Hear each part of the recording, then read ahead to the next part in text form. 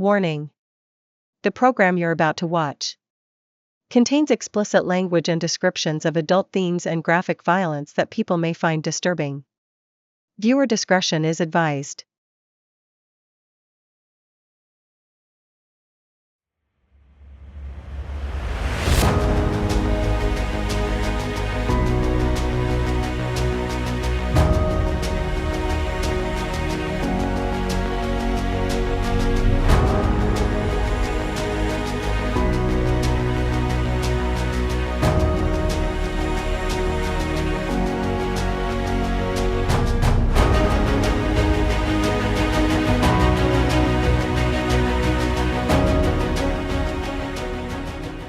The ground trembled beneath thousands of approaching footsteps.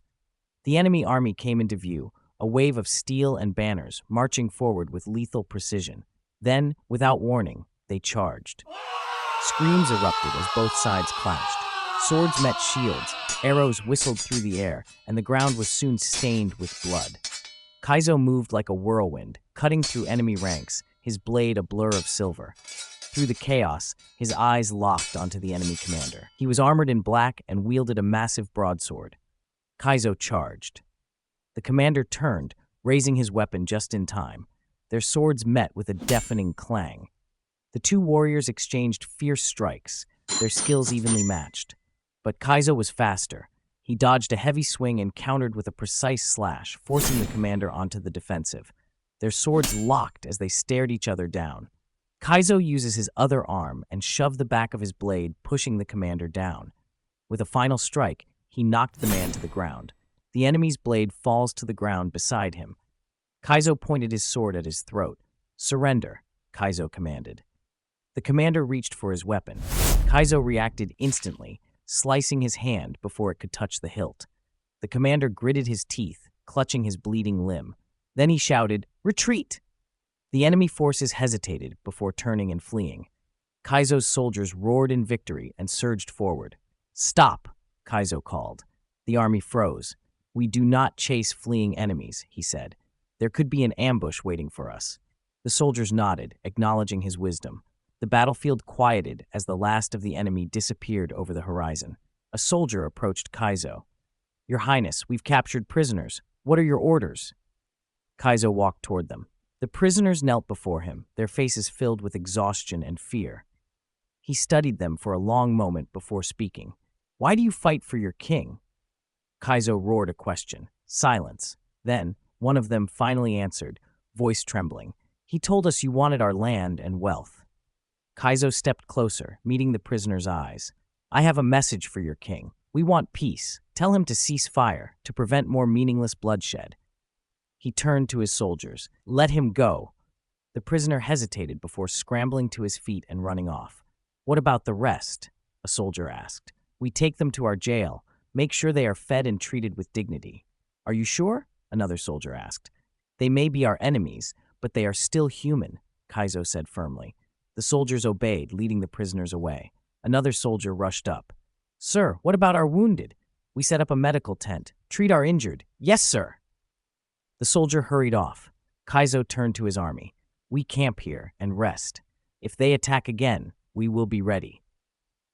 That night, the soldiers celebrated their victory, but Kaizo knew the war was far from over. Kaizo walked through the camp, offering quiet congratulations to his soldiers. Their victory had come at a cost, and though they celebrated, a somber air lingered. He finished making his rounds and returned to his tent to set it up. A rhythmic beat of hooves against dirt signaled Arthur's arrival. Kaizo stepped forward to meet him as the rider pulled his horse to a stop. "I heard good news," Arthur said, dismounting. "Thank you," Kaizo replied, his expression serious. "But I wish it were great news. We couldn't avoid casualties." Arthur nodded, adjusting the reins in his hands. "Some things can't be avoided." "I understand," Kaizo said, though the weight of the losses still pressed on him. Arthur placed a hand on his shoulder. "I came to congratulate you on your first victory. I had a feeling you'd succeed." Kaizo offered a small, appreciative nod. "Your gesture means a lot." Then, after a pause, he asked, "Is Abigail safe?" Arthur's expression shifted. "She's on a mission." Kaizo frowned. "A mission? What kind of mission?" "A recruiting mission," Arthur explained. I should go after her, Kaizo said instinctively. Arthur shook his head. Don't worry about her. She's a grown woman, and you're needed here. Kaizo exhaled, knowing Arthur was right. I should trust her. Arthur mounted his horse again. I'll see you later, he said before riding off toward his men. Kaizo turned back to his camp and addressed his soldiers. I need volunteers for night watch. Anyone? A few hands shot up. All right, I'll show you your posts when dusk comes. Until then, enjoy yourselves, but stay ready. Yes, sir, they responded in unison. Dismissed, Kaizo said, then made his way back to his tent. The morning brought no signs of the enemy.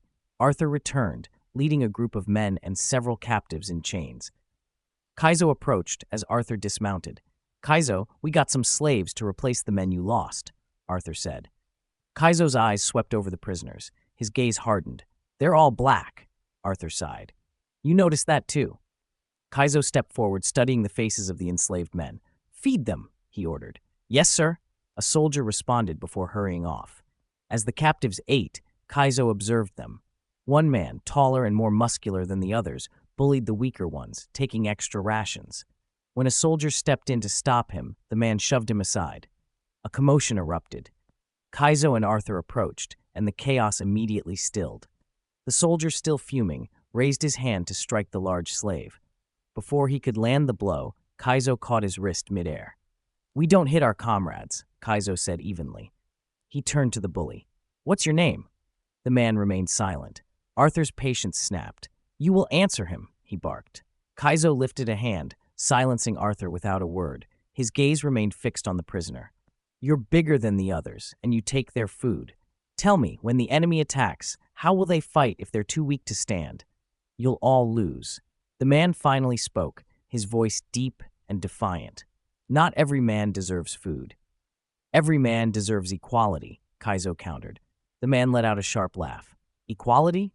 What do you know about that? I'm a slave. You're a prince. Kaizo's expression didn't change. You don't know who I am, do you?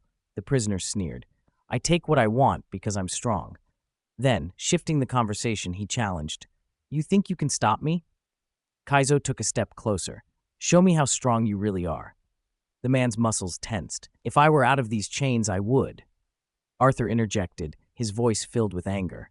How dare you threaten the prince? Kaizo held up a hand again. It's fine, Arthur. Then, turning to the guards, he said, undo his chains. A murmur passed through the soldiers as the metal restraints were removed. The men instinctively backed up, their hands inching toward their weapons, anticipating a fight. Kaizo didn't move. He simply met the freedman's gaze, waiting. Kaizo took a deep breath, rolling his shoulders as he prepared himself. Arthur, chain me. Arthur hesitated, his brows furrowing. What? Are you crazy? Maybe a little, Kaizo said with a smirk. Reluctantly, Arthur fastened the heavy iron chains around Kaizo's wrists and ankles, leaving only a few inches of slack between them. The metal was cold, restrictive, but Kaizo didn't flinch. Instead, he took his stance, calm and composed. His opponent, a former slave-turned-warrior, grinned at the apparent disadvantage. Confident, he lunged forward, throwing a powerful hook. Kaizo shifted, his movements fluid. He parried the attack, redirecting the force. The man tried again, striking fast, but each time, Kaizo countered effortlessly, despite the chains binding him. Then Kaizo saw his opening. In a rapid burst, he delivered a flurry of chain punches, his fists striking like relentless waves. The warrior stumbled back, stunned. Enraged, he lunged once more, only for Kaizo to intercept. With 2 fingers extended, he stopped just short of the man's throat. The battle was over. The warrior froze, realization dawning. He had lost. But pride wouldn't let him yield. He shoved Kaizo's hand away, only for Kaizo to roll his arm into the motion with a back fist, dazing the attacker. Followed up with a devastating punch from just inches away. The force sent the man crashing backward, his breath knocked from his lungs. Silence settled over the crowd. Arthur stepped forward, unlocking Kaizo's chains. I was once a slave myself, Kaizo said, his voice firm but steady. They can chain your body, but not your heart. The fallen warrior sat up, rubbing his chest. His eyes burned with something new. What were those moves? Wing Chun, Kaizo answered. The man hesitated, then he spoke. Terry, my name's Terry. Kaizo nodded. All right, Terry, when you're ready to learn, come find me. With that, he turned and walked away, leaving the warriors to return to their duties. Arthur, without a word, headed back to the castle. At the break of dawn, the sharp blare of a soldier's horn shattered the quiet. Kaizo's eyes snapped open. He rose swiftly, grabbing his sword. Outside, the camp buzzed with urgency as former slaves, now warriors, suited up in armor and armed themselves. The enemy had returned. This time, their tactics would be different. Kaizo stood before his men, his presence commanding. Be flexible, be ready, hold your ground. His voice carried over the battlefield. Let them come. We defend this place. The enemy forces surged forward. The two armies clashed in a violent storm of steel and fury. Kaizo moved like a tempest, cutting through soldiers with precision. Amid the chaos, he spotted Terry struggling against an opponent. Without hesitation, Kaizo charged in, striking down the enemies threatening him. Don't falter. Kaizo roared. Terry clenched his jaw, gripping his weapon tighter. With renewed resolve, he fought alongside Kaizo. But war was merciless. Around them, their comrades fell. Terry's eyes widened in horror as he saw warriors, men who had fought for their freedom, cut down before him. Kaizo fought harder, shielding as many as he could. Then his gaze locked onto the enemy commander, the same one from before. Without a second thought, Kaizo pushed forward, cutting through the enemy ranks. The commander stood waiting, sword drawn, ready for the challenge. Kaizo stopped a few feet away. I gave you a chance to surrender. You made your choice. He raised his blade. Now I make mine. The commander's grip tightened, but there was hesitation in his stance. Kaizo didn't wait. He charged. Their swords clashed in a brutal dance of skill and power, and this time, Kaizo would not let him escape. Arrows whistled through the air, aimed directly at Kaizo. His eyes narrowed. So, this is their change in tactics. He braced himself, ready to deflect the incoming attacks. Suddenly, an arrow shot past him, not from the enemy, but from his own side. It struck an enemy archer square in the chest. More arrows followed, tearing through the enemy ranks. Kaizo deflected another shot, dodging swiftly as arrows rained around him. But the tide had turned. The enemy archers, overwhelmed, began to retreat. Kaizo turned, scanning the battlefield. His breath hitched when he saw her. Abigail. She stood among her archers, bow in hand, a triumphant smile playing on her lips. Abigail, he called, striding toward her. What are you doing here? Rescuing you, my love, she replied, lowering her bow. Relief washed over him. I'm grateful, he murmured as he closed the distance between them. She met him halfway, her eyes softening. Their arrows missed you, she said, her voice quieter now. Like I do. A smile tugged at Kaizo's lips. You look incredible in your battle garments. She chuckled, looping her arm through his. Together, they walked back to their army, where soldiers bowed in deference to Abigail's presence. Kaizo wasted no time aiding the fallen and injured, while Abigail oversaw the distribution of food and supplies. The camp settled into a quiet hum of recovery as night fell. Later, in the privacy of their tent, Kaizo let out a weary sigh as he stripped off his blood-stained clothes. I made you a bath, Abigail said, gesturing to a wooden barrel filled with warm water. He turned to her, gratitude in his eyes. Thank you. As he stepped into the bath, the heat unwound the tension in his muscles. Abigail sat beside the barrel, watching him. When did you learn archery? Kaizo asked, sinking deeper into the water. She smiled. I've been practicing for a year, ever since we declared war. I see, he murmured, running a hand through his wet hair. I heard you went on a recruiting mission. I did, Abigail said, and I made a few allies. Kaizo submerged his face for a moment, letting the water wash away the grime of battle. When he resurfaced, he met her gaze. Will they join us in battle? In a few days, she assured him.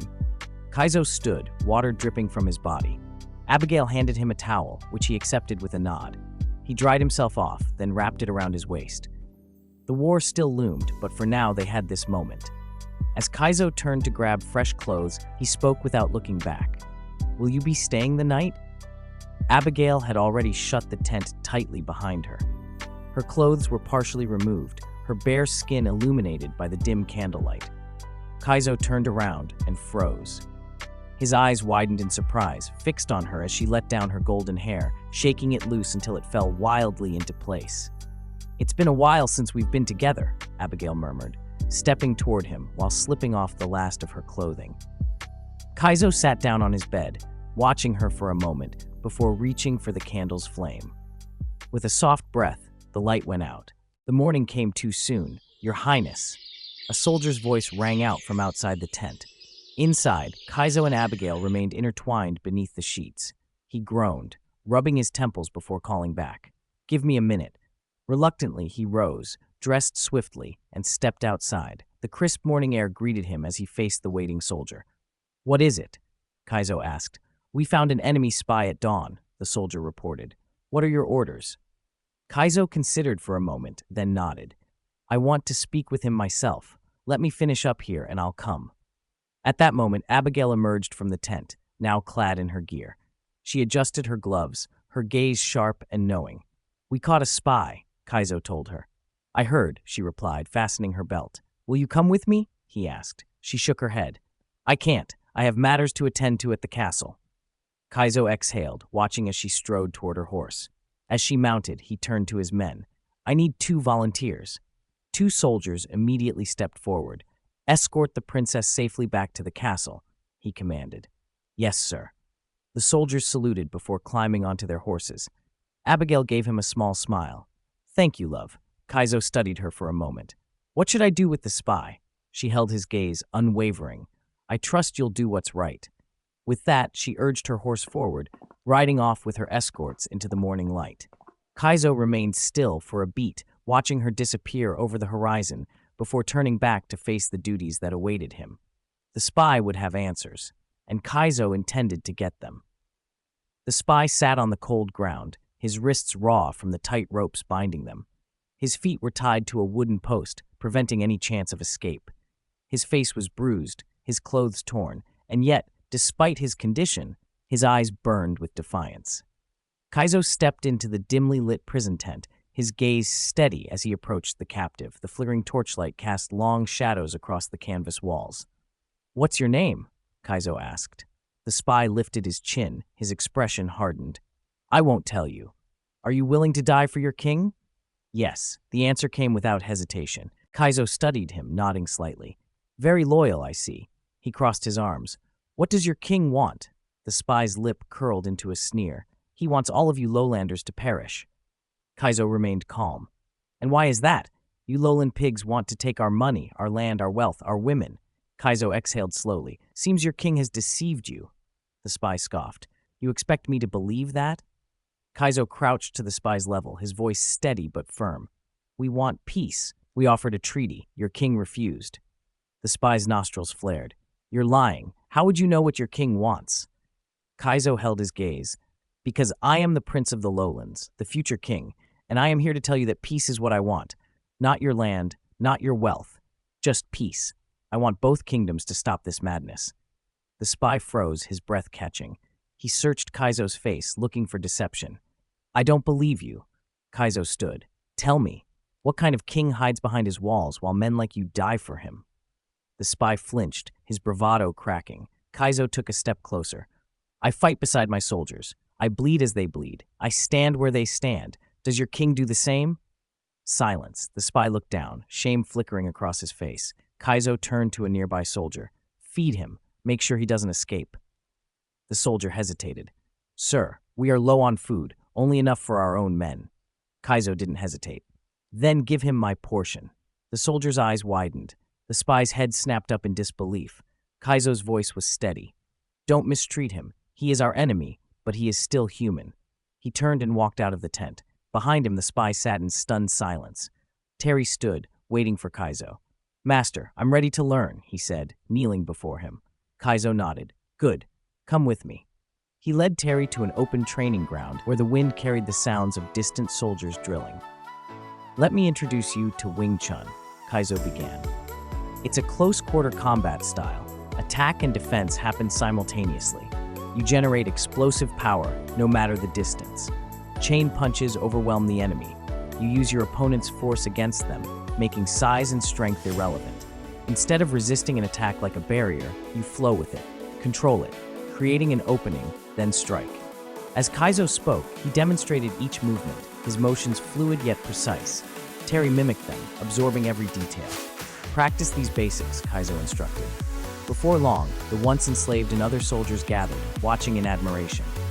One stepped forward. Master, accept us. We want to learn too. He kneels to the ground as a small group kneels after. Kaizo considered them, then nodded. Very well, Terry will teach you the basics. As the group began practicing under Terry's guidance, the rhythmic sounds of training filled the air. Suddenly, Arthur rode in, his expression grim. The king isn't well. He wants to speak with you. Kaizo's expression hardened. Arthur, take charge here. I'll go see him. Mounting his horse, Kaizo rode swiftly back to the castle. Inside the king's chamber, Abigail sat by her father's bedside, holding his frail hands. Tears streamed down her face. "Oh, Kaizo," she whispered as he entered. Kaizo approached and knelt beside them. The king coughed weakly, his breath shallow. "Kaizo, I know my time is near," he said, voice strained. "I have one last request. Please, protect my daughter. Protect my kingdom." Kaizo placed a firm hand over the king's. "You have my word." The doctor stepped forward. "He needs rest." Abigail wiped her tears and stood. "I'll see you later, father." As she walked out with Kaizo, she clung to his arm. "I didn't know he had been ill for so long," she murmured. Kaizo exhaled, his jaw tight. "Neither did I. He must not have wanted us to worry." "He wanted us to focus on the war," she said softly. Kaizo stood in silence, nodding. "Do you need time alone?" he asked. "No," Abigail whispered. "This is when I need you the most." Kaizo wrapped his arms around her as she sobbed. A single tear slipped from his eye. 2 days later, the king took his final breath. The kingdom mourned. A grand funeral was held, and the townspeople paid their respects. Abigail grieved deeply, and Kaizo remained by her side through it all. On the 3rd day, Kaizo took his place as king, with Abigail as his queen. A ceremony was held, sealing the transition of power. Later that day, Kaizo stood beside Abigail. "I have to return to the northern camp." Abigail, still sorrowful, nodded. "I understand." He cupped her face gently. "My queen, I love you." Tears welled in her eyes. "I love you too, my king." Kaizo kissed her, a lingering farewell, before mounting his horse and riding away. By the time he reached the northern camp, news had already traveled. As he arrived, every soldier and warrior knelt, bowing in respect. Their prince, now king, had returned. Kaizo stood tall before his gathered warriors. "Everyone, rise," he commanded. A sea of soldiers obeyed, their movements swift, their eyes locked onto their king. His voice carried the weight of war. "It's time," he declared. "We move against the Highland stronghold. The path ahead won't be easy, but I have a plan." He turned to Arthur. "Come with me." Kaizo approached the captured spy. His steps are full of anger and determination. He crouched beside the man, blade in hand. He points the blade at the spy, as if he was going to kill him. The spy instinctively shifts his body away from the blade. "I have a message for your king," he said coldly. "Tell him diplomacy has died. I'm coming for him." With a single motion, he sliced through the spy's restraints. The man hesitated, rubbing his wrists. His eyes flickered with uncertainty. "My name is Thomas," the spy said at last. Kaizo tilted his head. "And why tell me that?" Thomas hesitated before answering. "Your soldiers, they treated me with decency, even though I was the enemy. It made me question everything. Maybe your words hold truth. I will deliver your message." Kaizo studied him for a moment, then gave a firm nod. "After you do, leave the Highland Kingdom. Staying there won't end well for you."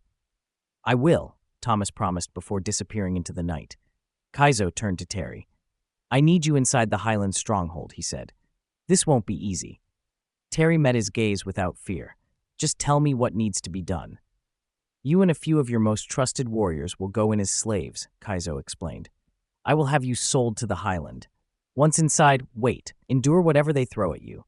Do not reveal yourselves. Do not fight back until we arrive." He studied Terry carefully. "This will be difficult for you. If you refuse, I won't hold it against you." Terry straightened. "No, Your Majesty. I will do this for our cause." Kaizo nodded. "Good. Choose your comrades and meet me outside camp." Terry selected his team, each warrior willing to sacrifice their freedom for the mission. As they stood before Kaizo, he surveyed them with a critical eye. "Does everyone understand what they're about to do?" "Yes, sir," they answered in unison. Kaizo turned to Terry. "Did you force anyone?" "No," Terry assured him. "They chose this path themselves." "Good." Kaizo gestured to a nearby merchant. "This man will take you to the Highland and sell you as captives. Protect him until you arrive, but once inside, blend in. Don't draw attention to yourselves. These chains must go on before you reach their territory." With a final nod, Terry and his warriors departed. Kaizo returned to camp, finding Arthur among the troops. "We march in 2 days," he said. "Make sure everyone is ready, strong, rested, and prepared for war." For 2 days, the army honed their weapons, reinforced their armor, and steeled their minds. When the time came, Kaizo stood before them, his presence unwavering. "We are heading into enemy territory," he proclaimed. "We don't know what awaits us, but we will not falter. Stay sharp, stay disciplined. This battle will be dangerous, but I will fight at your side, every step of the way. For the first time as your king, I will take up my sword with you." A thunderous roar erupted from the army. End of part 5, to be continued.